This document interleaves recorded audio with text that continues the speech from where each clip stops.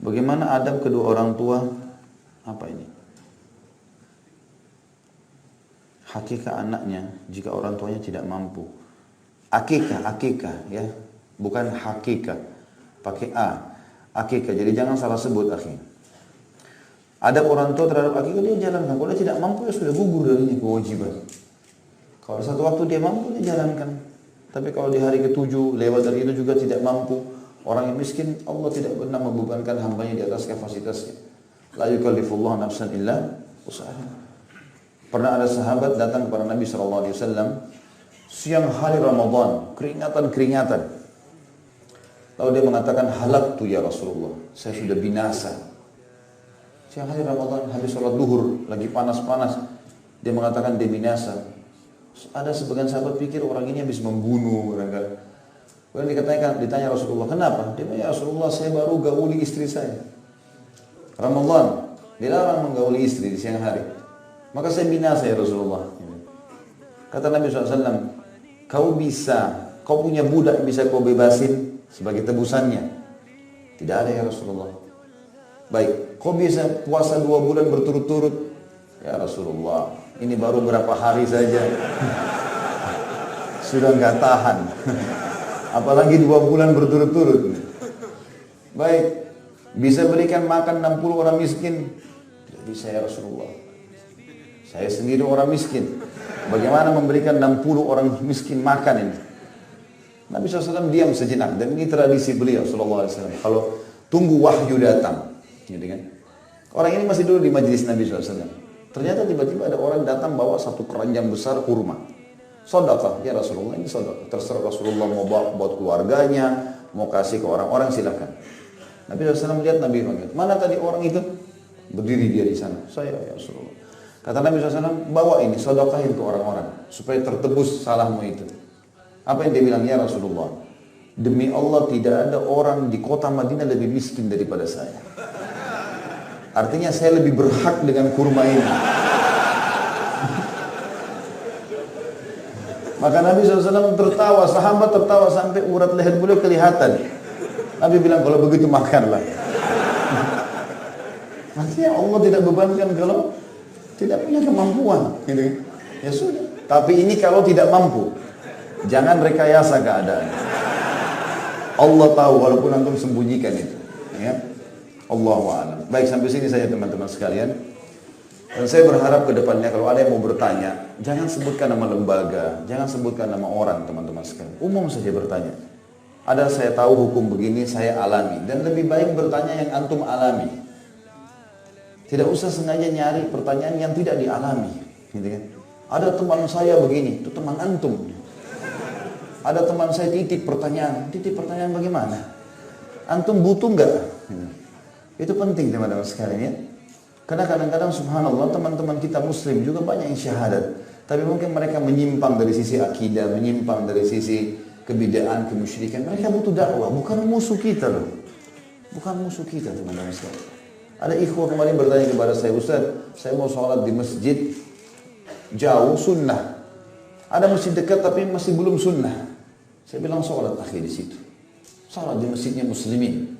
Kecuali kalau memang antum ada waktu lowong, antum mau ke sana ada pengajian silahkan. Masjidnya umat Islam, kecuali masjid itu jelas-jelas ada kuburannya, ada pelanggaran syariat, jangan antum sholat. Sholat bersama muslimin, kenapa harus eksklusif gitu? Kalau antum lihat imamnya, oh rukunnya, syaratnya, jalan, bacaannya nggak masalah, ada masalah. Gitu ya. Masalah khilafi yang ada kalau memang masih ada dalil sekali lagi, makanya pelajari masalah itu. Tidak usah dibesar-besarkan masalah ini ya. Karena kesannya nanti akan terlalu ada gap pembatas antara muslim sama muslim. Karena tidak perlu teman-teman sekalian. Karena saudara kita pun kalau ada yang menyimpang, maka mereka adalah mad'u kita, orang yang harusnya jadi dakwah, target dakwah kita. Kalau antum lihat ada seseorang yang masih melanggar agama, mungkin akhwat kita lihat ada temannya atau tetangganya belum pakai jilbab, atau mungkin ada laki-laki yang masih belum menjalankan sunnah-sunnah Nabi SAW, belum sholat di masjid, atau pakaiannya masih terbuka, atau mungkin masih tatoan sana sini, atau apa saja. Jangan dipandang dengan pandangan sinis teman-teman sekalian. Senyum dengan mereka, rangkul mereka, salaman dengan mereka. Ambil hatinya teman-teman sekalian. Maka kita bisa menjadi penyebab mereka dapat hidayah. Itu yang Nabi SAW lakukan. Pernah ada Arab Badui datang, kita tutup dengan ini. Tiba-tiba di siang hari masuk masjid dengan kasarnya. Mana Muhammad? Bukan mana Rasulullah. Pamit baik, enggak. Mana Muhammad? Teriak. Para sahabat balik semua. Ini orang kurang adab sekali.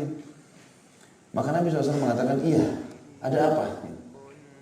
Hai Muhammad, berikan harta yang Allah titipkan padamu untuk kami. Padahal mau minta sedekah orang ini. Caranya ngancam. Berikan harta yang Allah amanahkan padamu untuk kami. Lihat kasar sekali. Para sahabat sudah geram semua nih. Ini luar biasa, sudah minta duit gitu kan. Caranya begini lagi. Sama dengan kalau kita lagi punya makanan, itu kan makanan juga Allah titipin, kasih ke saya. Mana caranya kita mau kasih nih gitu kan. Tapi seperti itu dong. Para sahabat sudah geram. Nabi SAW lihat itu. Nabi SAW kasih, baiklah. Nabi dengan santun, baiklah. Ini orang jauh dari agama, kasar dan terhadap Nabi loh, sallallahu alaihi wasallam. Dikasih sama Nabi, ini ambil. Apa Nabi bilang? Sudah cukup. Dia bilang belum. Bayangin itu. Udah kasar dikasih bilang belum lagi. Kata Nabi SAW, baiklah. Sini ikut ke rumah saya. Ikut ke rumah Nabi SAW. Dalam rumah dikasih. Sudah cukup? Belum. Masih, gitu kan?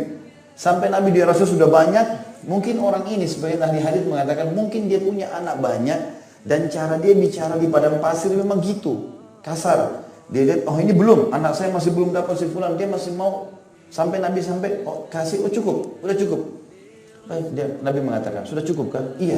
Sambil dia bilang, semoga Allah balas kau kebaikan. Jazakallahu khair. Bilang sama Nabi SAW. Kata Nabi, kata-katamu yang terakhir ini bagus sekali. Ketahuilah, tadi waktu kamu masuk ke masjid, teman-temanku semua sahabatku menganggap kau tidak baik. Gitu. Karena kau berkata kasar pada kamu minta sesuatu.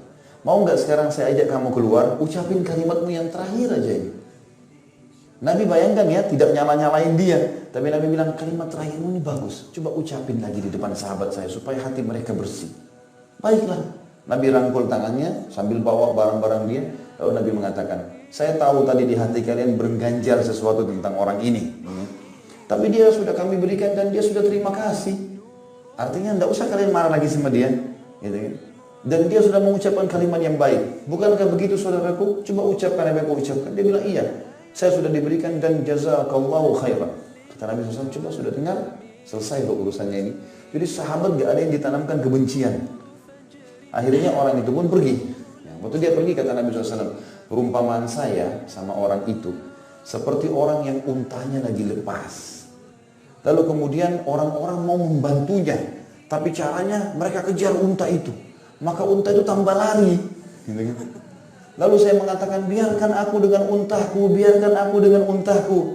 Biar aku sendiri. Maka orang-orang pun membiarkan. Lalu aku mendekatkan makanan pokoknya. Lalu unta itu pun jadi jinak di depanku. Seperti itu teman-teman sekalian. Jangan kita pandang sinis. Kaum muslimin tidak. Mereka saudara kita yang butuh dakwah. Seperti itulah yang diajarkan baginda Nabi alaihi salatu wassalam. Allahu a'lam.